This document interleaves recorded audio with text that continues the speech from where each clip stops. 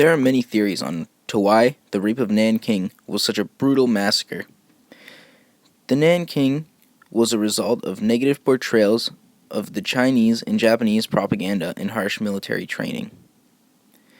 There are a few main theories that consist of characterization of the Japanese people as morally deficient and harsh Japanese military training that lead to the overaggression of Japanese soldiers on innocent men, women, and children of China. Japan fully knew what they were doing when they went in to China, and they went in with no mercy, killing as many as they could in whatever stood in their way. 2 soldiers were said to go after soldiers and innocent people as a competition to see who could get to 100 kills first. But they lost count and each reached over 100, so they set the bar to 150. Both of these soldiers were later found as guilty for murdering all these innocent people and were put to death. The Japanese did not show any mercy to the Chinese people, using children, little baby children, as bayonet practice just for the soldiers. They would throw the little children in the air and try and pick them out of the air for practice. They would just behead men for no reason, and women, and use them also as bayonet practice. The brutal killing by the Japanese were not backed at all with reason. This is why historians have a lot of trouble figuring out why they would do such a thing. The many theories, such as the harsh training that they went through, they would go through the training and be taught no mercy and just go and stop whatever's in your way and never accept defeat. So they did not accept defeat and would go in and do whatever they could to get everything out of their way.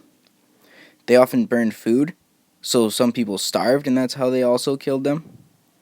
And there is a wide range of estimated deaths, a very large range. Many people are still trying to figure out just the reason. It could have been the harsh training. It could have been for economic reasons, because economic reasons would be to gain land in China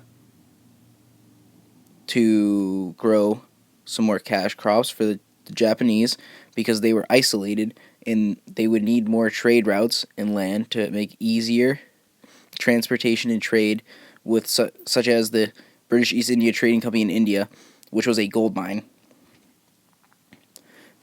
The book The Nanking Massacre by Honda Katsuchi really illustrates this and has a great examples and stories of people and backings. Nanking 1937 Memory and Healing by David Louis, Robert Sabella, and Fifi Lee.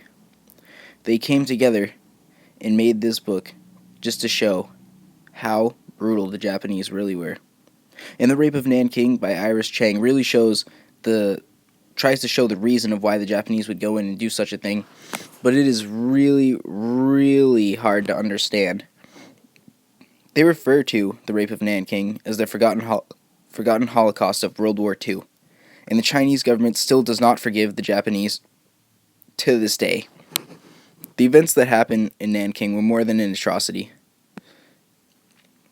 but a full-scale slaughter of innocent people. There's also horrific pictures and videos you can find just to see how brutal this massacre really was. No one has ever seen such a thing like this, and hopefully history will never repeat itself. The Rape of Nanking was an awful event that should have never happened to the poor Chinese people.